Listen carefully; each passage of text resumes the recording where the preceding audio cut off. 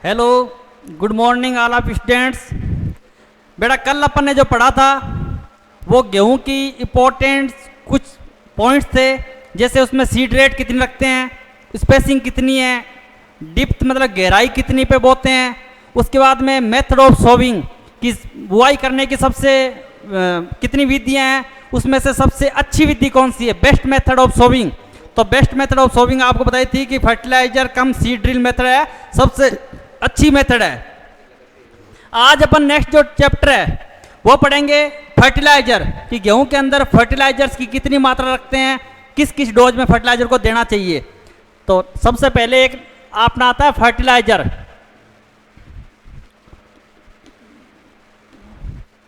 Fertiliser मतलब उर्वरक, उर्वरक कितना देना चाहिए। तो बेटा उर्वरक के अंदर गेहूं में अपन देते हैं नाइट्रोजन और फास्फोरस और पोटास और एक देते हैं अपन जिंक। यही धान में देते हैं और यही गेहूं में देते हैं। याद रखना धान और गेहूं दोनों का याद हो जाएगा एक ही साथ में। नाइट्रोजन की मात्रा देते हैं अपन 120 केजी प्रति हेक्टर। फास्फोरस की मात्रा देते हैं अपन 60 केजी प्रति हेक्टर और पोटास की मात्रा देते हैं गेहूं में 40 केजी प्रति हेक्टर। जबकि इसके अंदर ये भी 60 देते हैं, 60 केजी, और ये फास्फोरस भी 60 केजी और नाइट्रोजन 120 केजी। किसमें? ये आपका धान की बात है, राइस की, और ये आपका वीट। जो जिंक है ये इसमें देते हैं 25 केजी प्रति हेक्टर धान में, सॉरी वीट में। वीट की बात कर रहा हूं, गेहूं की बात कर रहा हूं। तो 120 KG nitrogen, 60 KG phosphorus, 40 KG potash और 25 केजी जिंक की मात्रा देते हैं। जबकि धान की बात करें तो 120 KG nitrogen, 60 KG phosphorus, 60 KG potash और 25 केजी आपका क्या देते हैं, जिंक देते हैं।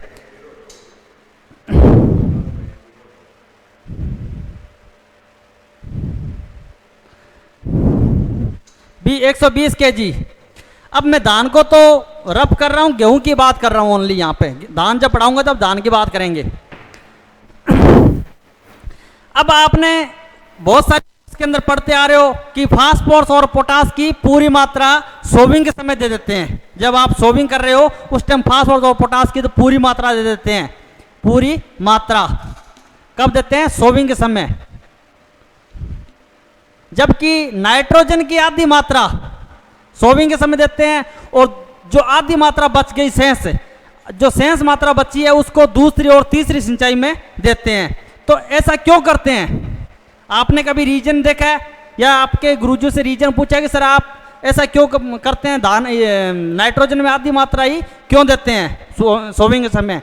तो बेटा इसका कारण बता रहा हूं मैं आपको, ध्यान से समझना, 2 मिनट में समझ में आ जाएगा कि जो फास्फोरस और पोटास है ना, आप जब भी खेत में डाल दो, प्रैक्टिकल तौर पे आप खेत में जाके देखना सोविंग करने के बाद में, तो जो सिंचाई कर रहे हैं आप उस टाइम भी आपको इसकी मात्रा इनके दाने मिल जाएंगे आपको।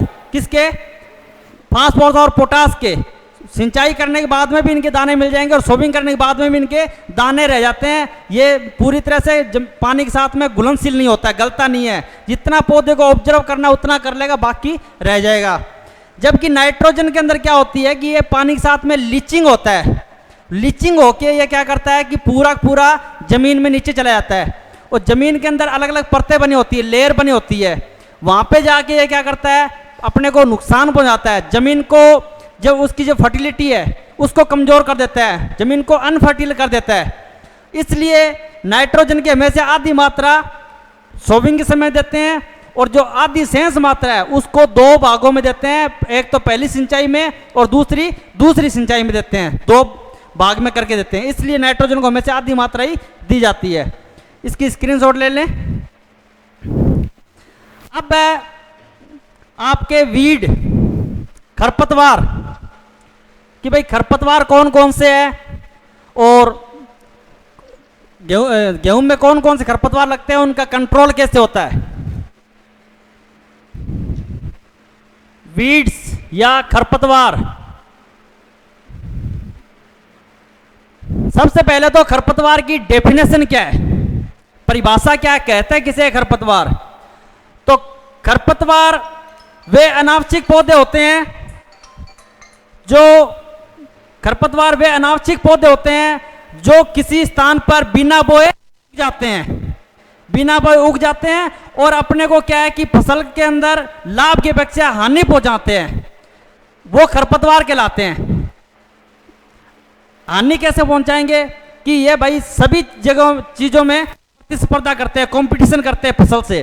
कंपटीशन किस में करते हैं? अगर आप पानी दे रहे हो तो उसमें कंपटीशन करेंगे, इनकी जड़ें ज़्यादा गहरी होती है तो ये ज़्यादा पानी ऑब्जर्व करती है। अगर आप खाद डालते हो, कोई भी फर्टिलाइजर डालते हो, तो फर्टिलाइजर को ये ज़्यादा सबसे पहले ग्रहण करेंगे, इनकी ग्रहण करने की क्षमता अधिक होती है। उसके बाद में इनकी हाइट की जो पावर है वो फसल की अपेक्षा अधिक होती है। अधिक होने के कारण ये ऊपर बढ़ जाएगा और फसल नीचे दब जाएगी, जिससे उनको हवा नहीं मिल पाएगी। तो इसलिए हर जगह से फसल को नुकसान पहुंचाते हैं, इनका कंट्रोल करना जरूरी है। अब बात आती है बेटा खरपतवार शब्द जो वर्ड है वो किसने दिया था? तो खरपतवार वर्ड दिया था आपके जेथरो टूल ने। किसने दिया था? जेथरो टूल ने। जेथरो टूल साइंटिस्ट थे जिन्होंने वीड शब्द दिया। कौन सा शब्द दिया? वीड। इनको फादर ऑफ वीड साइंस भी बोलते हैं। खरपतवार विज्ञान के पिता भी बोलते हैं। किसको? जेथरो टूल को। और जेथरो टूल ने एक और वर्ड दिया था, वो दिया था जीरो टिलेज। कौन सा? एक दूसरा दिया था, वो था जीरो टिलेज।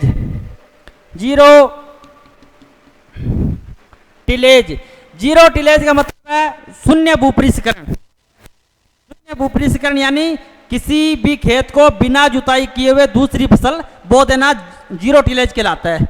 ये जीरो टिलेज भी जेथरो टूल ने दिया था। याद रखना, एग्जाम में पूछ लेते हैं कि वीड शब्द जो किसने दिया था या जीरो टिलेज किसने दिया था, तो जेथरो टूल ने ही दिए थे, दोनों के दोनों।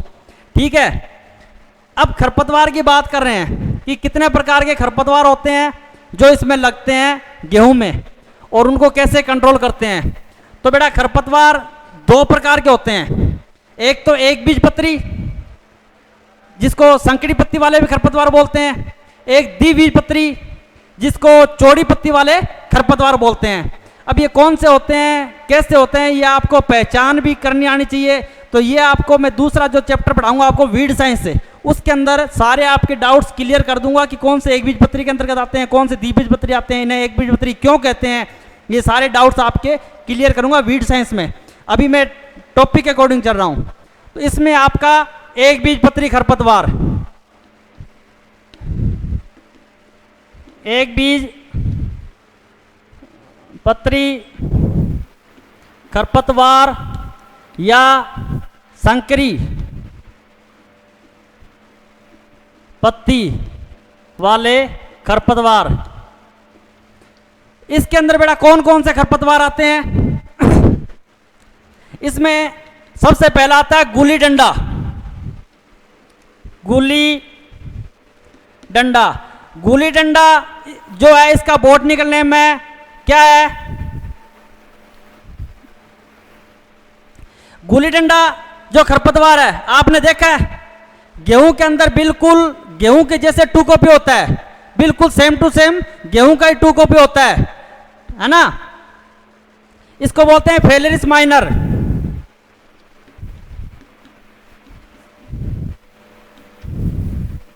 Phalaris minor. इसके अन्य नाम में बेटा गेहूं का मामा भी बोलते हैं। गेहूं का मामा। और क्या बोलते हैं इसे? नकलची खरपतवार बोलते हैं। नकलची खरपतवार क्यों बोलते हैं कि बिल्कुल गेहूं के जैसा होता है, इसलिए इसे गेहूंसा भी बोलते हैं। क्या बोलते हैं? गेहूंसा। नकलची खरपतवार इसलिए बेटा कि इसको पहचान करना मुश्किल हो जाता है कि खरपतवार का पौधा है या फसल का पौधा है, गेहूं का पौधा है, इसलिए नकलची खरपतवार बोलते हैं। गेहूंसा भी इसको बोला जाता है। इसका कंट्रोल किससे करते हैं? कंट्रोल करने के लिए मार्केट में जो दवाई मिलती है उपलब्ध है वो है आइसोप्रोट्रान।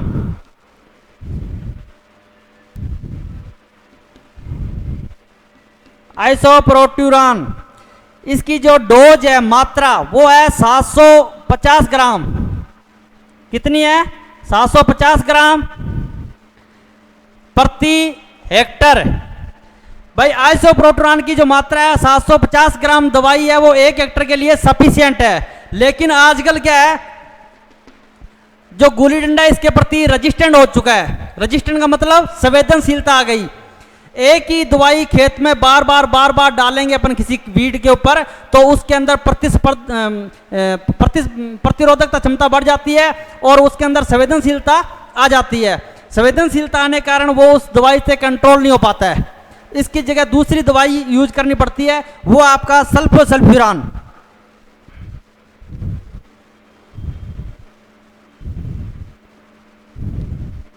सल्फोसल्फ्यूरान ये जो दवाई है सल्फोसल्फ्यूरान, इसकी डोज भी इसकी अपेक्षा बहुत कम है। कितनी है? मात्र 20 ग्राम, मात्र 20 ग्राम प्रति हेक्टर। तो बेटा आइसोप्रोटोन की डोज लेते हैं अपन 750 ग्राम 1 हेक्टर में, फिर भी ये कंट्रोल नहीं होता है। और जबकि सल्फोसल्फ्यूरान की डोज लेते हैं 20 ग्राम प्रति हेक्टर, ये कंट्रोल हो जाता है। तो इसके प्रति रेजिस्टेंट है। आजकल इसकी जगह आप यूज कर रहे हैं सल्फोसल्फ्यूरान का। तो ये गुली डंडा है, इसका कंट्रोल भी मैंने बता दिया। और कंट्रोल कब करते हैं ये चीज बता रहा हूं मैं आपको यहां पे कि कंट्रोल कब करते हैं। तो बेटा इसका जो कंट्रोल है ये सोविंग के राइट 30 से 35 दिन बाद में करते हैं। कब करते हैं? सोविंग के राइट 30 से 35 दिन बाद। 35 दिन बाद में मतलब पहली सिंचाई करने के 10-15 दिन बाद में इसको कंट्रोल करते हैं। पहली सिंचाई कब कर देते हैं? सोविंग करने के राइट 21 दिन बाद में स्टेज आती है CRI स्टेज। आगे अभी स्टेज बताऊंगा तब मैं इसको एक्सप्लेन करूंगा CRI क्या होती है।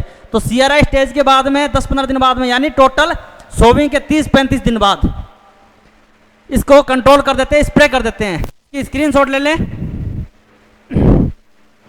अब जो दूसरा है, इसके बाद में दूसरा जो खरपतवार है वो आपका जंगली जई। कौन सा है? जंगली जई।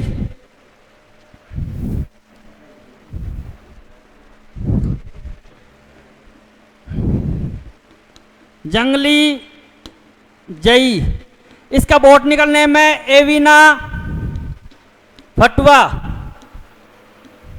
एविना फटुआ। बेटा जंगली जई जो है ये भी बिल्कुल एक बीजपत्री खरपतवार है और इसका कंट्रोल भी किससे होगा? आइसोप्रोटोन से या सल्फोसल्फ्यूरान से। दोनों ही दवाई इसके अंदर अपन यूज कर सकते हैं और डोज भी उतनी रखनी है जितनी गुली डंडा में है। तो इसकी डोज मैंने पहले आपको लिखा दी, वहां से आप देख लेना। जंगली जई। उसके बाद में अन्य खरपतवार। अन्य वैसे प्रमुख खरपतवार तो इसमें 2 ही है, एक तो गुली डंडा है और दूसरा जंगली जई है। लेकिन इसके बाद में अन्य खरपतवार भी है जो कभी कभी आपको गेहूं की फसल में मिल जाते हैं। वो कौन से हैं? आपका है दूब घास है। दूब घास है। दूब घास का बॉटनिकल नेम क्या है? साइनोडोन डेक्टाइलोन। साइनोडोन डेक्टाइलोन। बेटा दूब घास का जो बॉटनिकल नेम है वो है साइनोडोन डेक्टाइलोन। ये भी गेहूं की फसल में कभी कभी आपको देखने को मिलता है। इसके बाद में नंबर 4 पे आपका मोथा। कौन सा? मोथा। मोथा भी एक बीजपत्री खरपतवार के अंतर्गत आता है। इसका बॉटनिकल नेम है cyperus rotundus. Cyperus rotundus. Cyperus rotundus. इनका कंट्रोल किस किस का? जंगली जई का, धूप घास का, मोथा का और गुली डंडा का। चारों का ही कंट्रोल है वो किससे करते हैं? आइसोप्रोटोन। आइसोप्रोटोन कितना? 750 ग्राम प्रति हेक्टर। या इसके जगह रेजिस्टेंट हो चुका है तो दूसरी जो है वो है सल्फोसल्फ्यूरान। सल्फोसल्फ्यूरान मात्र ओनली कितना? 20 ग्राम प्रति हेक्टर। इन दोनों से कंट्रोल कर देते हैं। कंट्रोल कब करते हैं? सोविंग करने के राइट 30 से 35 दिन बाद में। 30 से 35 दिन बाद इसको कंट्रोल करते हैं। ठीक है, इसकी स्क्रीनशॉट ले ले। ये एक बीजपत्री खरपतवार आपके कंप्लीट हो गए। अब मैं द्विबीजपत्री खरपतवार आपको बताऊंगा। भाई द्विबीजपत्री खरपतवार कौन से होते हैं? जिनको बोलते हैं चौड़ी पत्ती वाले खरपतवार। क्या बोलते हैं? चौड़ी पत्ती वाले खरपतवार। चौड़ी पत्ती वाले खरपतवार में नंबर 1 पे आता है आपका बथुआ। आपने गांव में सभी बच्चों ने देखा है बथुआ। बथुआ का बॉटनिकल नेम है चिनोपोडियम एल्बम।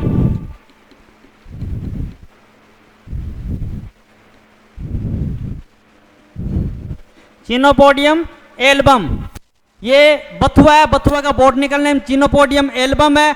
दूसरा इसके अंदर लगता है आपका सेंजी। क्या लगता है? सेंजी। सेंजी का जो बॉटनिकल नेम है वो है मिलीलोलस, मिलीलोस एल्बा, मिलीलोस एल्बा। ये आपकी सेंजी। सेंजी भी आपने गांव में देखी होगी। इसके बाद में है आपका करसनील। करसन नील, इसका बॉटनिकल नेम है एनागेलिस,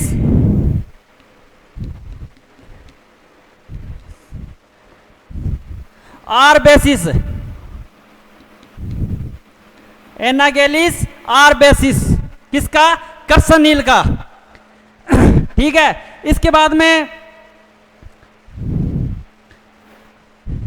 बथुआ, सेंजी, करसनील, ये आपके द्विबीजपत्री खरपतवार के अंदर जो प्रमुख खरपतवार है गेहूं के, उनके मैंने नाम बताए बेटा आपको। ये प्रमुख खरपतवार है जो गेहूं के अंदर, फसल के अंदर आपको मिलते हैं।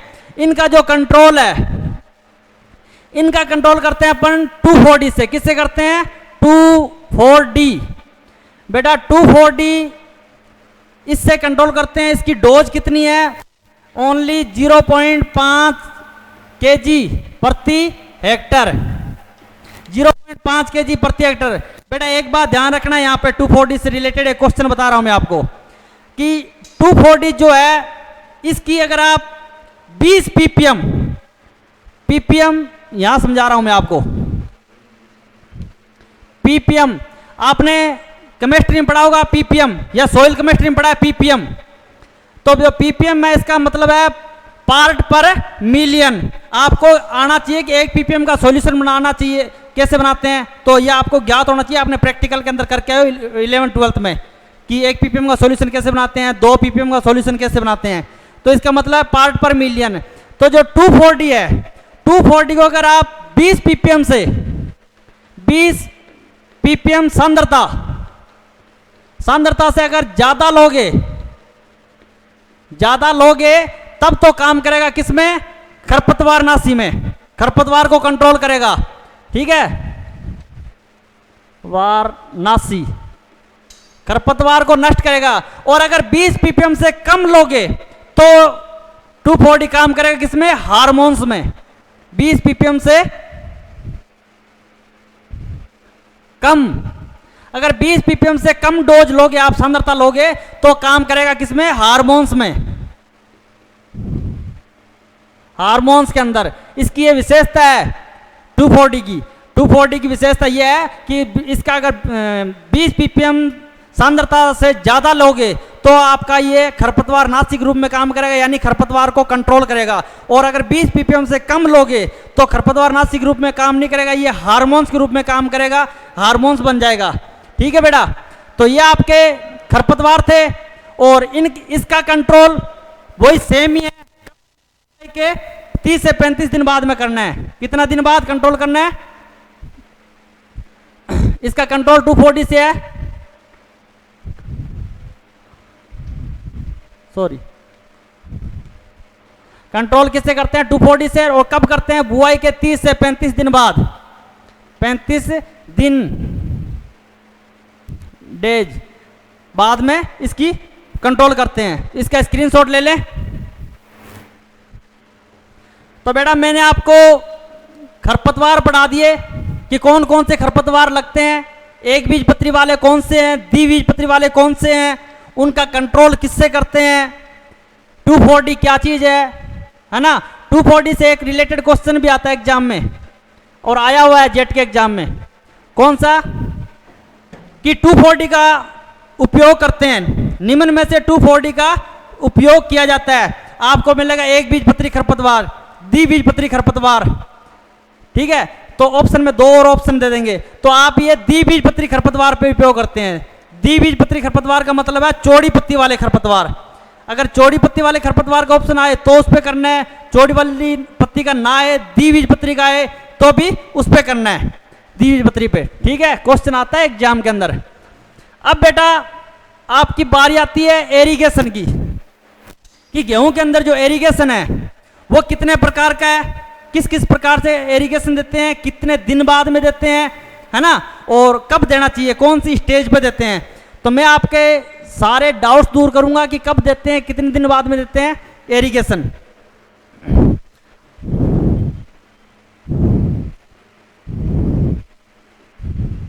मेथड ऑफ एरीगेशन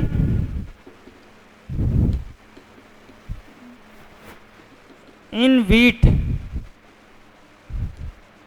गेहूं के अंदर सिंचाई।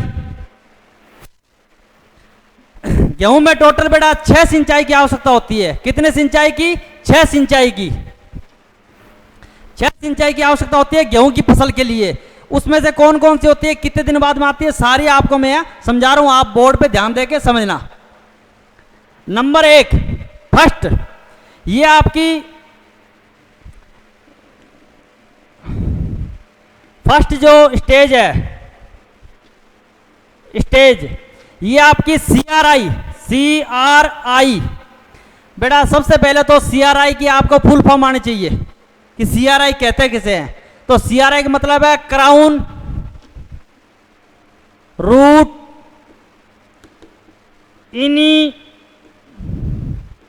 इनिटिएशन, क्राउन रूट इनिटिएशन, ये इसकी फुल फॉर्म है। हिंदी में इसको बोलते हैं शीर्ष जड़ जमते समय, शीर्ष जड़ जमते समय, क्राउन रूट इनिशिएशन, या शीर्ष जड़ जमते समय, या शीर्ष जड़ फुटान के समय बोल देते हैं, शीर्ष जड़ फुटान के समय, फुटान के समय बोल देते हैं। ये जो CRI स्टेज है ये सोविंग के राइट 21 दिन बाद आती है। कितने दिन बाद आती है? 21 दिन बाद, 21 डेज। डेज का मतलब है, डे से इसका मतलब है कि सोविंग करने के राइट 21 दिन बाद में ये अवस्था आ जाती है, ठीक है। अब दूसरी जो स्टेज है, नंबर 1 तो आपने देख ली कि फर्स्ट स्टेज कौन सी है, CRI स्टेज, जिसको बोलते हैं क्राउन रूट इनिशिएशन, और इसको शीर्ष जड़ जमते समय बोलते हैं या फुटान के समय बोलते हैं। ये बुआई की राइट 21 दिन बाद आती है। कहीं कहीं आपको 21 से 25 भी मिलेगी। कितनी? 21 से 25 डेज, दिन भी मिलेंगे। बेटा 21 से 25 दिन का मतलब क्या है? मैंने तो बताया आपको 21 दिन बाद आती है, लेकिन कहीं कहीं आपको 21 से 25 दिन ही मिलेंगे। इसका मतलब यह है कि सीड को सोविंग करने के बाद में उसको वहाँ का इन्वायरमेंटल, उनको वहाँ का क्लाइमेट सुटेबल होने में 2-3 दिन कहीं कहीं पे लग जाते हैं इन्वायरमेंटल के अकॉर्डिंग। तो जहाँ वो जर्मिनेट होने में 2-3 दिन एक्स्ट्रा लग जाते हैं, या वो ग्रोथ प्रॉपर ग्रोथ करने में 1-2 दिन का एक्स्ट्रा टाइम लग जाता है। इसके कारण से 21 से 25 दिन आ जाते हैं। वैसे अगर आपकी पर्टिकुलर बढ़िया ज़मीन है, सोविंग सही टाइम से किया आपने और सोविंग करने का तरीका सही है, तो 21 दिन बाद में राइट्स उसके CRI स्टेज आ जाती है। अब CRI स्टेज होती क्या है, क्या चीज़ है CRI स्टेज? बेटा आपने गेहूं का जो पौधा है, आप प्रैक्टिकली तौर पे कभी करके देखना, कॉलेज में जाओगे तब तो आपको प्रैक्टिकल करवाएंगे ये चीज़ें। ये गेहूं का पौधा है, इसमें क्या है, यहाँ से जड़ें निकल रही है तो इसकी मूल जड़ कौन सी है? मूल जड़। इसके बाद में इसमें क्या है कि यहाँ सहायक जड़ें निकलती है इसकी सहायक जड़ें। जो सहायक जड़ें निकलते हैं इनमें यहाँ नूडल्स बनते हैं, छोटे छोटे धागे नुमा संरचना होती है, बिल्कुल धागे की जैसी संरचना निकलती है, सहायक जड़ निकलती है। ये जो एरिया है इसको बोलते हैं क्राउन जोन क्षेत्र। क्या बोलते हैं? क्राउन जोन क्षेत्र, क्राउन जोन क्षेत्र। तो ये जो क्राउन जोन क्षेत्र है यही CRI स्टेज होती है, मतलब धागेनुमा संरचना निकलती है सीरस जड़ जमते समय। यहाँ पे लिखा है ना सीरस जड़ जमते समय, तो इसकी मूल जड़ थी वो तो जमीन में नीचे गाड़ी हुई है, लेकिन ये जो सहायक जड़ें निकल रही है इसकी, और सहायक जड़ें धागेनुमा संरचना में है, और इनमें यहाँ पे छोटी छोटी नूडल्स बन रहे हैं। ये जो है ये इसको बोलते हैं क्राउन जोन क्षेत्र। और ये जो स्टेज है इसकी, ये सबसे इंपॉर्टेंट क्रिटिकल स्टेज है सिंचाई की। कौन सी स्टेज है? सबसे इंपॉर्टेंट क्रिटिकल स्टेज है, यानी इसकी गेहूं की क्रांतिक अवस्था है, हिंदी में बोलते हैं क्रांतिक अवस्था।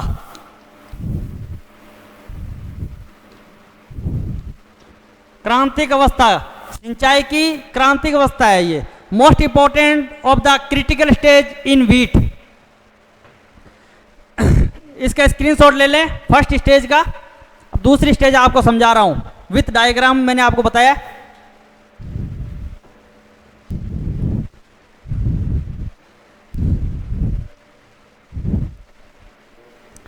दूसरी जो स्टेज है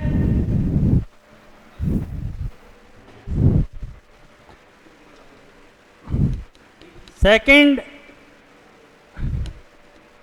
स्टेज, सेकंड जो स्टेज है उसको बोलते हैं बेटा टिलरिंग स्टेज। क्या बोलते हैं? Tillering stage.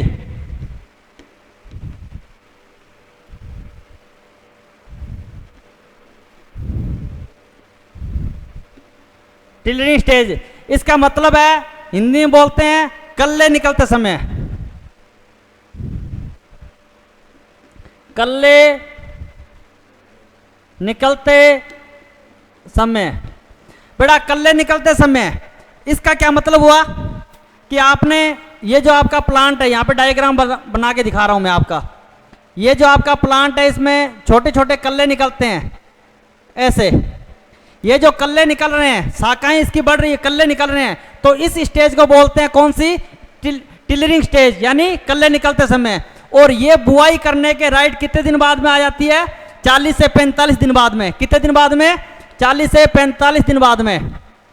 बेटा आपको दिन कैसे याद रखना है कि CRI स्टेज आती है 21 दिन बाद में, तो उसके राइट 20 दिन बाद में दूसरी स्टेज आने चालू हो जाती है। तो मतलब 20 से 25 दिन मान लिया अपने CRI को, तो उसको दूसरी स्टेज आ गई 40 से 45 दिन बाद में। इसी प्रकार से तीसरी स्टेज आएगी वो 60 से 65 दिन बाद में। तो दिन को याद रखने के लिए इजी तरीका है ना। तो ये जो कल्ले निकलने वाला स्टेज है, ये जो इसमें शाखाएं निकलती है, कल्ले निकलते हैं, इसको बोलते हैं टिलरिंग स्टेज। अब नंबर 3 जो बारी है आपकी, तीसरे नंबर पे जो है वो आपकी late jointing,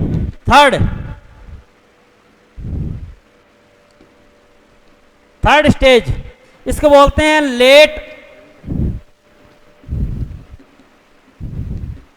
late jointing stage.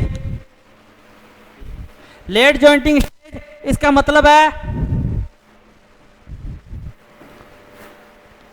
Late jointing stage इसका मतलब है क्या कि जो आपकी शाखा है गेहूं की, तो उनमें क्या है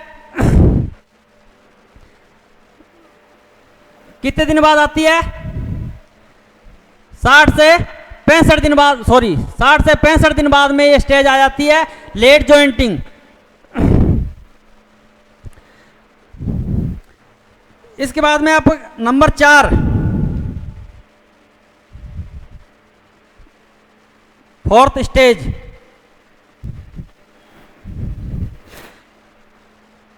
चौथी जो स्टेज है वो आपकी फ्लोरिंग स्टेज। कौन सी? Flowering stage.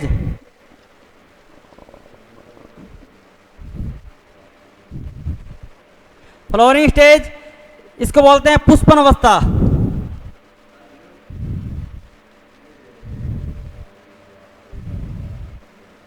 पुष्पन अवस्था। बेटा लेट जॉइंटिंग स्टेज इसका हिंदी में बोलते हैं आप गांठे बनते समय,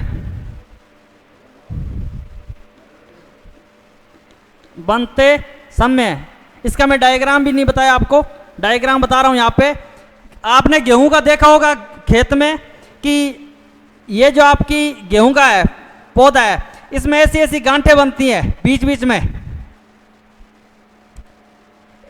गेहूं के पौधे के अंदर ऐसी ऐसी बाली के अंदर गांठें बनती है, इसको बोलते हैं लेट जॉइंटिंग स्टेज।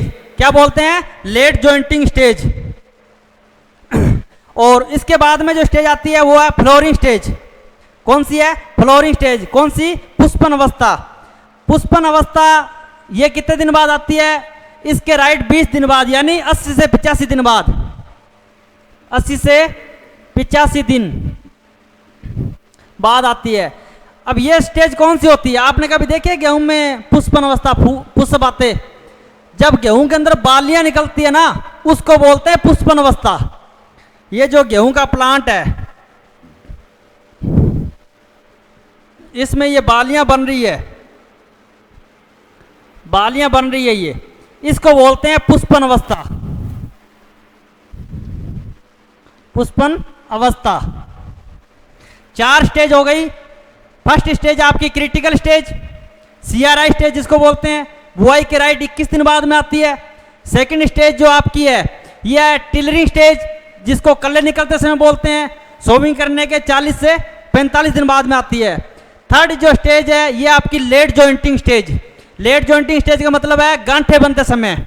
गांठे बनते समय जो गेहूं का जो पौधा है, ये डायग्राम दिखाया मैंने, इसमें ऐसी गांठे बन जाती है, इसको बोलते हैं लेट जॉइंटिंग स्टेज। और ये बुआई के राइट 60 से 65 दिन के बाद में आती है। इसके बाद में जो 4th नंबर पे स्टेज है ये आपकी फ्लोरिंग स्टेज।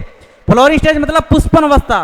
पुष्पन अवस्था का मतलब है गेहूं में जब बालियां बनती है, ये जो बालियां बन रही है आगे, इस बालियां बनने वाली अवस्था को बोलते हैं पुष्पन अवस्था। यह आपके राइट 80 से 85 दिन बाद में आती है। इसको स्क्रीनशॉट ले लें। नेक्स्ट 2 और है वो बता रहा हूं मैं आपको।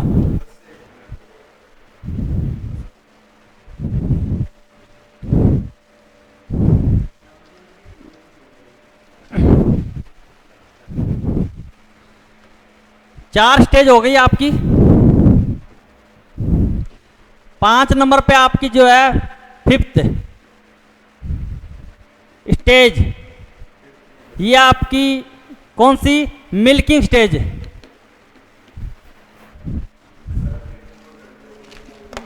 Milking stage.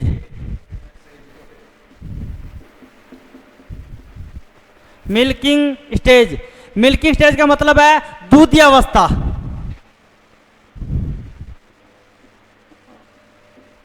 अवस्था।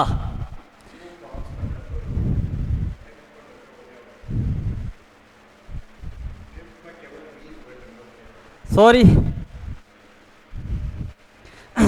दूधिया अवस्था। दूधिया अवस्था ये जो स्टेज है ये आपके सोविंग करने के कितने दिन बाद आती है?